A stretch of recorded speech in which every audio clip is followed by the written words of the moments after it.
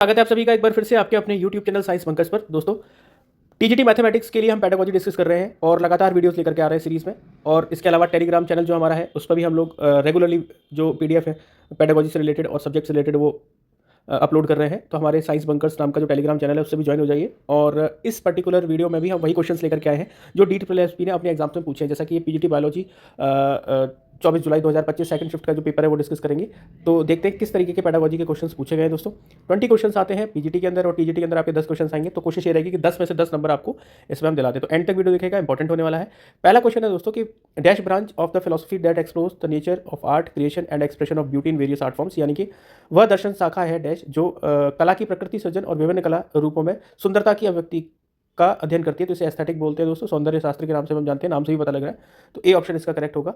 Question number second की तरफ बढ़ते हैं। इंडिविजुअल्स और communities affected by dash are prevented from fully participating in the social, economic and political aspect of the society they live in, यानी कि जिन व्यक्तियों या समुदायों को डैश का सामना करना पड़ता है उन्हें उस समाज के सामाजिक, आर्थिक और राजनीतिक पहलुओं में पूरी तरह भाग लेने से रोका जा सकता है। तो हम इसको सामाजिक बहिष्कार की श्रेणी में रखते हैं या सोशल एक्सक्लूजन भी हम इसको बोल सकते हैं दोस्तों, है ना। इसमें ऑब्वियस बात है कि देखिए सोशल इंक्लूजन तो हो नहीं सकता, ठीक है। अगर हम ध्यान से क्वेश्चन को पढ़ेंगे तो ही हम सही आंसर लगा पाएंगे और हमें बहुत मदद भी मिलेगी। देखिए, क्वेश्चन सेलेक्ट करने के लिए खाली ये पता होना जरूरी नहीं है कि कौन सा सही है कौन सा गलत है। अगर ये भी आप पता लगा लेते हैं तो आप सही के काफ़ी नज़दीक पहुंच सकते हैं, ठीक है। जैसा कि पहले दो ऑप्शन में भी आप देख सकते हैं, आत्मसात या एसिमिलेशन या एकोमोडेशन, तो ये दोनों ही जो है इंक्लूजन में ही आते हैं। सामाजिक बहिष्कार ही इसका करेक्ट आंसर होगा, जिसमें हम फुली किसी भी पर्टिकुलर समुदाय को या इंडिविजुअल को रिस्ट्रिक्ट कर देते हैं टू पार्टिसिपेट इन सोशल और इकोनॉमिक और पॉलिटिकल एस्पेक्ट्स, ठीक है दोस्तों। नेक्स्ट क्वेश्चन की तरफ बढ़ते हैं। क्वेश्चन नंबर थर्ड है, which of the following terms refer to designing lesson goals for classroom use, यानी कि निम्नलिखित में से कौन सा शब्द कक्षा के उपयोग के लिए पाठ के उद्देश्यों को डिजाइन करने को दर्शाता है। तो इसे हम इंस्ट्रक्शनल प्लानिंग बोलते हैं दोस्तों, ठीक है। बाकी के ऑप्शन दूर दूर तक नहीं हो सकते क्योंकि आपको ऑप्शन देखकर भी पता लग रहा है। फोर्थ ऑप्शन देखिए, writing and speaking are manifestations of, यानी कि लिखना और बोलना किसकी अभिव्यक्ति है। तो जब हम लिखते हैं या बोलते हैं तो ये फिजिकल एफर्ट नहीं हो सकता, लिखना और बोलना, ठीक है। देखिए, इमोशन से भी और हमारे थिंकिंग, सोच से भी रिलेटेड है। व्यक्ति है, जैसे आप कुछ भी लिखते हैं या कुछ भी बोलते हैं तो वो दिमाग से रिलेटेड है, ठीक है, सोचने से रिलेटेड है। जो सोचेंगे आप वही बोलेंगे, ठीक है। तो इमोशन इससे पहले आएंगे, इमोशन आएंगे तो थिंकिंग आएगी, थिंकिंग आएगी तो आप राइटिंग और स्पीकिंग में उसको रखेंगे। देन फिफ्थ देखते हैं, विच of the what is the common consequence of puberty in girls, यानी कि लड़कियों में किशोरावस्था का सामान्य क्रम क्या है। तो सबसे पहले सामान्य क्रम का मतलब है कि क्या क्या चीज़ें यहाँ पर गर्ल्स में चेंजेस देखने को मिलते हैं ड्यूरिंग प्यूबर्टी। तो वहाँ पर देखिए बियर्ड ग्रोथ तो हो नहीं सकता है गर्ल्स में, ऑब्वियस बात है कि दाढ़ी मूंछों का वो नहीं है। डिक्रीज इन हाइट, तो हाइट बढ़ती है ना कि घटती है, ठीक है। बाकी मेनिस्ट्रेशन और प्यूबिक हेयर, ठीक है। Weight loss, breast shrinking, hair loss, यानी कि वेट लॉस तो नहीं होगा, ठीक है, श्रिंकेज भी नहीं होगा और हेयर लॉस भी नहीं होगा। तो एक ही ऑप्शन सही है कि इसमें वेट गेन होता है, ब्रेस्ट एनलार्जमेंट और प्यूबिक हेयर्स की ग्रोथ, ठीक है। एक बार हिंदी में ऑप्शन देख लेते हैं, वजन का बढ़ना, स्तनों का विकास और जननांगों पर बाल आना, इसका करेक्ट आंसर होगा। सिक्स क्वेश्चन देखते हैं, which theorist is known for the concept of zone of proximal development, ZPD बोलते हैं इसको, ZPD, ठीक है। तो जोन ऑफ प्रॉक्सिमल डेवलपमेंट है क्या दोस्तों? एक्चुअल में क्या है, जो ZPD है, ZPD में हमने देखा है कि ये वाइगोत्स्की का दिया हुआ है, पहले तो जान लें, है ना।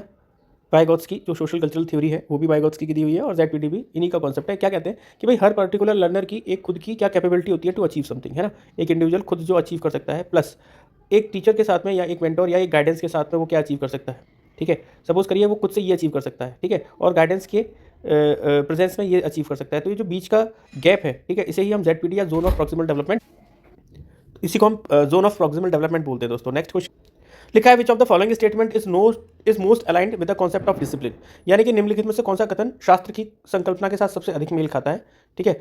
बेसिकली क्या कर रहे हैं, कॉन्सेप्ट ऑफ डिसिप्लिन की बात कर रहे हैं। तो कॉन्सेप्ट ऑफ डिसिप्लिन एक structured logical field of knowledge है, ठीक है। इग्नोर रिलेशनशिप बिल्कुल ही गलत होगा, ऐसा नहीं है। डिस्करेज कंसेप्चुअल थिंकिंग, ये भी बिल्कुल गलत है और कंप्लीटली रैंडम, ये भी गलत है। तो structured logical field of knowledge है जिसको हम क्या बोलते हैं, डिसिप्लिन बोलते हैं, है ना, कॉन्सेप्ट ऑफ डिसिप्लिन। तो सेकंड हमारा जो आंसर रहेगा वो रहेगा ज्ञान की एक संरचित तार्किक क्षेत्र है, ठीक है। तो ये ऑप्शन सही है, बी वाला। देन उसके बाद नेक्स्ट क्वेश्चन की तरफ बढ़ते हैं दोस्तों। नेक्स्ट क्वेश्चन है, in humanistic theory, learning theory, which of the following is considered the primary driver of learning. तो मानवतावादी सिद्धांत, सीखने के सिद्धांत में निम्नलिखित में से किसे सीखने का प्राथमिक प्रेरक माना जाता है, ठीक है। तो इसमें सबसे ज़्यादा इंपॉर्टेंट मतलब कौन सा प्राइमरी ड्राइवर ऑफ लर्निंग है। ह्यूमनिस्टिक थ्योरी है वो ये कहती है कि जब तक इंट्रिंसिक मोटिवेशन नहीं होगा तब तक लर्निंग पॉसिबल नहीं। तो सबसे प्राइमरी ड्राइवर जो है लर्निंग का वो क्या, आंतरिक प्रेरणा है या इंट्रिंसिक मोटिवेशन है। नेक्स्ट क्वेश्चन की तरफ बढ़ते हैं। क्वेश्चन नंबर 9 है, work experience is emphasised under which principle, यानी कार्य अनुभव किस सिद्धांत के अंतर्गत महत्व दिया जाता है। तो यूटिलिटी के अंडर इसको मतलब महत्व दिया जाता है, या हम कहें कि जो वर्क एक्सपीरियंस है, ठीक है, वो किस प्रिंसिपल के अंदर आता है, यूटिलिटी के अंदर आता है, ठीक है। आगे बढ़ते हैं दोस्तों। What is the first sign of puberty in boys, easy question है कि लड़कों में किशोरावस्था का पहला संकेत क्या है। तो इसमें आप देखेंगे कि देखिए आवाज़ का टूटना नहीं हो सकता, ठीक है, बल्कि हम कहेंगे कि इसमें आवाज़ जो है वो हार्श हो जाती है थोड़ी सी, लेकिन ब्रेक तो नहीं। नॉक्टर्नल रात्रिकालीन स्राव, ये भी गलत है। चेहरे पे बाल आना, ये भी नहीं है। तो सबसे पहला पूछा है आपसे, तो हाइट बढ़ेगी और वेट बढ़ेगा, चाहे वो फीमेल्स हो चाहे मेल्स हो। दोस्तों आगे बढ़ते हैं। जेंडर इनइक्वलिटी इसमें से क्या है, ठीक है। तो जेंडर इक्वलिटी मतलब लिंग असमानता इसमें से क्या है। तो पहला है biological sex assigned at birth, ठीक है, तो ये इनइक्वलिटी नहीं है। उसके बाद how individual perceive themselves and present themselves to other, तो व्यक्ति स्वयं को कैसे देखता है और दूसरों के सामने कैसे अपने आप को प्रस्तुत करता है, ये भी कोई इनइक्वलिटी नहीं है। थर्ड है अनइक्वल ट्रीटमेंट और अपॉर्चुनिटीज बेस्ड ऑन जेंडर, ये बिल्कुल इनइक्वलिटी के डेफिनेशन में आएगा कि जहाँ लिंग के आधार पर असमान व्यवहार या अवसर दिए जाते हैं, ठीक है। तो शारीरिक रूप से तो ये आएगा नहीं, ठीक है। थर्ड ऑप्शन इसका करेक्ट होगा, ठीक है, third option is the correct. Question number 12 की तरफ बढ़ते हैं। What does the principle of flexibility emphasise, flexibility का जो प्रिंसिपल है वो किस पर इम्फेसाइज करता है। तो फ्लेक्सिबिलिटी का मतलब होता है कि एडजस्टमेंट, है ना, अकॉर्डिंग टू द नीड्स। तो अगर हम देखें लचीलापन जो है वो किस सिद्धांत पर जोर देता है, तो छात्रों की आवश्यकता के अनुसार समायोजन पर ही ये सिद्धांत ध्यान देता है। सख्त दिनचर्या नहीं है, तय समय सारणी नहीं है, और मानकीकरण परीक्षा नहीं है। मतलब ये तो सब रिजिड हो गए, ठीक है, ये तो सब कठोर है। हमसे पूछा लचीलापन कौन सा सिद्धांत पर जोर देता है, एडजस्टमेंट पर जोर देता है, नाम से भी पता लग रहा है दोस्तों, है ना। 13th क्वेश्चन देखते हैं। According to the connectivism which of the following is crucial for learning in the digital age, यानी कि अगर हम बात करें कि कनेक्टिविज्म के अनुसार डिजिटल युग में सीखने के लिए कौन सा महत्वपूर्ण है, तो कौन सा महत्वपूर्ण है। पहला है टीचर सेंटर्ड इंस्ट्रक्शंस, तो टीचर सेंटर्ड तो इंस्ट्रक्शन होनी नहीं चाहिए, वो तो स्टूडेंट सेंटर्ड होने चाहिए। रोट मेमोराइजेशन टेक्निक पुरानी हो चुकी है, इसको भी हम कनेक्टिविज्म के लिए मतलब लर्निंग के लिए, क्रूशियल लर्निंग के लिए डिजिटल एज में उपयुक्त नहीं मानते।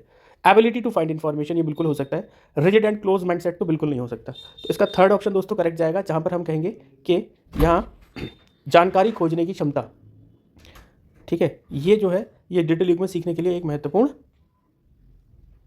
मतलब एबिलिटी रहेगी, इंपॉर्टेंट एबिलिटी रहेगी। 14 देखते हैं।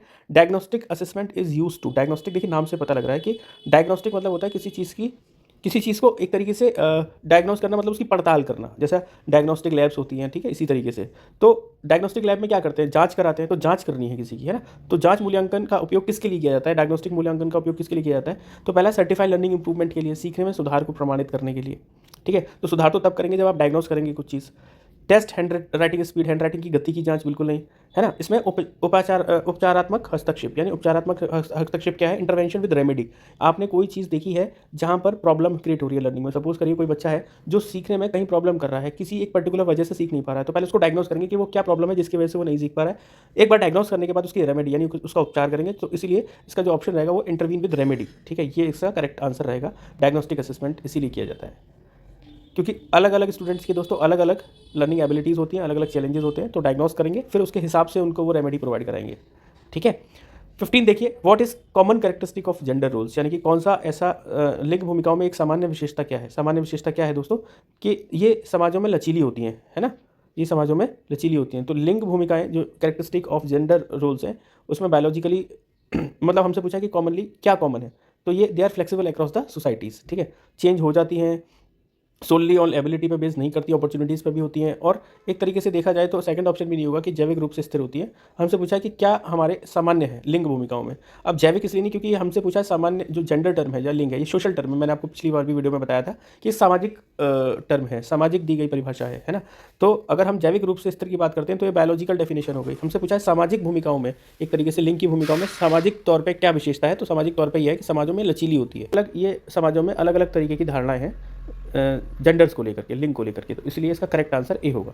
Then question number 16 zone of proximal development पे ही है। क्या the concept of zone of proximal development associated with which theorist, है ना। तो ये वाइगोत्स्की है, ये पिछले बार भी क्वेश्चन आ चुका है, तो इसका ऑप्शन 4 होगा। मैंने समझा भी दिया है कि ZPD क्या है, आप देख सकते हैं, इसी वीडियो में समझाया है। 17 देखते हैं question. Which of the following is not a part of instructional planning, इसमें से कौन सा जो है इंस्ट्रक्शनल प्लानिंग का पार्ट नहीं है। तो पहला है दोस्तों कि सेटिंग ऑफ एजुकेशनल गोल्स। तो पहले देखिए इंस्ट्रक्शनल प्लानिंग है क्या। इंस्ट्रक्शनल प्लानिंग का मतलब, तो देखिए इंस्ट्रक्शनल प्लानिंग का मतलब क्या होता है। इंस्ट्रक्शनल प्लानिंग का मतलब होता है दोस्तों कि जैसे हम मान के चलिए हमारा कोई ऑब्जेक्टिव है, हम कुछ सिखाना चाहते हैं लर्नर्स को, है ना। तो एक ऑब्जेक्टिव जैसे सपोज करिए ABCD सिखाना छोटे बच्चों को, तो एक हमारा ऑब्जेक्टिव हो गया कि हमें ABCD बच्चों को सिखाना है, they would understand the letter से, ठीक है। तो उसमें क्या है, हम एक पूरा का पूरा एक प्लान बनाते हैं ना, उस प्लान के अकॉर्डिंग काम करते हैं, ठीक, उस प्लान में क्या क्या चीज़ें हमें अप्लाई करनी है, किस स्टेप्स में करनी है, इसमें स्टेप्स भी डिफाइन करते हैं। तो यहाँ पर कौन सा पार्ट नहीं है ये पूछा गया, तो सेटिंग द एजुकेशनल गोल्स, ठीक है, ये पार्ट बिल्कुल है, क्योंकि जब तक गोल्स नहीं होंगे तब तक स्ट्रेटेजी नहीं बना पाएंगे। ग्रुपिंग ऑफ द स्टूडेंट कर सकते हैं, मैंडेटरी नहीं है, ग्रुपिंग कर सकते हैं, वो आपके डिपेंड करेगा इंस्ट्रक्शन प्लानिंग में आपके ग्रुपिज्म पे ध्यान दिया गया है या नहीं। थर्ड है मार्किंग अटेंडेंस, तो हाजिरी लगाना कतई इसका वो नहीं हो सकता है हिस्सा, ठीक है। और डिज़ाइन, तो डिज़ाइनिंग लर्निंग एक्टिविटीज़ तो दोस्तों इसमें होगा ही, फोर्थ वाला डिज़ाइन तो करेंगे लर्निंग एक्टिविटीज़ को। तो थर्ड ऑप्शन इसमें जो है नॉट में आ जाएगा, यानी कि इंस्ट्रक्शनल प्लानिंग का हिस्सा नहीं है। 18 की तरफ बढ़ते हैं। When the performance of examinee is compared to that of other people it refer to test, यानी कि जब किसी परीक्षा देने वाले के प्रदर्शन की तुलना अन्य लोगों से की जाती है तो इसको हम क्या बोलते हैं। तो जब अन्य लोगों से आप देखेंगे तो इसको नॉर्म रेफर्ड स्कोरर बोलते हैं, यानी कि मानक आधारित अंक बोलते हैं, क्योंकि आपने एक मानक सेट कर दिया। मानक सेट कर दिया मतलब आपने किसी एक पर्टिकुलर बच्चे के सपोज करिए कि जो मार्क्स है वो 70 सेट कर दिए। अब इससे ऊपर वाले पास माने जाएँ या इससे ऊपर फेल माने जाएँ, तो आप कंपेयर करेंगे इस 70 से। तो ये आपने एक स्टैंडर्ड या एक मानक सेट कर दिया, इसके बेस पर आप किसी पर्टिकुलर एग्जामिनी के मार्क्स को कंपेयर कर रहे हैं, है ना। जैसे कई स्कूल में कट ऑफ जाती है कि 70 कट ऑफ गई, तो 70 हमने एक मानक सेट कर दिया कि 70 से अबव वाले जो है 70 अबव वाले मार्क्स पाएंगे, इसके बाद वाले नहीं जाएंगे, इसके पीछे वाले। तो ये एक मानक आधारित अंक हो गया, नॉर्म रेफरेंस स्कोर हो गया, ठीक है, इसको ध्यान रखेंगे। नेक्स्ट 19 क्वेश्चन है, what is use to validate knowledge with the discipline, तो किसी शास्त्र में ज्ञान को मान्य करने के लिए क्या उपयोग किया जाता है, यानी कि ज्ञान को मान्य करने का मतलब वैलिडेट कर रहा है नॉलेज को विद डिसिप्लिन। तो वैलिडेट के सेट ऑफ नियमों का एक सेट होता है, ठीक है, सहमति का नहीं होगा, व्यक्तिगत विश्वास का नहीं होगा, ऐतिहासिक घटनाओं का नहीं होगा, सेट ऑफ रूल्स होगा जो वैलिडेट करेगा नॉलेज को, ठीक है, विद इन द डिसिप्लिन। आगे लास्ट क्वेश्चन है हमारा 20th क्वेश्चन है, according to the individual with disabilities education act IDEA, children with disability should be educated in the, तो individual with disability education act IDEA के अनुसार विकलांग बच्चों को कहाँ पढ़ाया जाना चाहिए। क्वेश्चन है दोस्तों, देखिए कहाँ पढ़ाया जाना चाहिए, सबसे कम प्रतिबंधात्मक वातावरण यानी कि लीस्ट रिस्ट्रिक्टिव एनवायरनमेंट जो होगा उसी में उनकी लर्निंग अच्छी होगी, यानी कि लीस्ट रिस्ट्रिक्टिव एनवायरनमेंट जो पॉसिबल होगा उसके अनुसार वहाँ पढ़ाया जाना चाहिए। क्योंकि सबसे कम गतिविधि वातावरण तो हो नहीं सकता, क्योंकि जब कम गतिविधि वातावरण होगा तो सोशलाइजेशन में प्रॉब्लम आएगी बच्चों को, या हम कहेंगे डाइवर्स एनवायरनमेंट पॉसिबल होगा, वो तो लीस्ट डाइवर्स लिखा हुआ है। तो इंग्लिश में अगर आप देखेंगे कम विविधता वाला तो बिल्कुल ही नहीं हो सकता, है ना, तो कम विविधता वाला तो बिल्कुल ऑप्शन हो ही नहीं सकता, सेकंड ऑप्शन तो बिल्कुल ही नहीं हो सकता। मोस्ट रिस्ट्रिक्टिव पॉसिबल, यानी सबसे अधिक ज़्यादा रिस्ट्रिक्टिव रहेगा तो प्रॉब्लम है दोस्तों, है ना। ज़्यादा रिस्ट्रिक्टिव का मतलब बहुत ज़्यादा एक तरीके से हार्ड हो जाना एनवायरनमेंट का, कहीं भी उन्हें जाने की छूट नहीं है, अनुमति नहीं है, एक पर्टिकुलर कमरे में बंद करा के बैठा दिया, रिस्ट्रिक्ट कर दिया बच्चों का मोशन मूवमेंट, ठीक है, तो ऐसे में तो लर्निंग बिल्कुल ही पॉसिबल नहीं है। और है ना दोस्तों, तो मोस्ट चैलेंजिंग एनवायरनमेंट ये तो ऑप्शन हो नहीं सकता, तो फोर्थ ऑप्शन तो बिल्कुल नहीं हो सकता। तो आप देखेंगे कि सबसे अच्छा आंसर जो इसका फर्स्ट वाला रहेगा, यानी कि सबसे कम प्रतिबंधात्मक जो है वातावरण रहेगा उसमें उनकी एजुकेशन सबसे बेटर होगी। तो उम्मीद करता हूँ आपको काफ़ी अच्छा लगा होगा वीडियो। लाइक कर दें दोस्तों, सब्सक्राइब कर दें वीडियो को, और प्लीज़ शेयर कर दें अपने दोस्तों में, हमारा मोटिवेशन बढ़ता है और वीडियोज़ बनाने के लिए इससे। तो थैंक यू सो मच दोस्तों।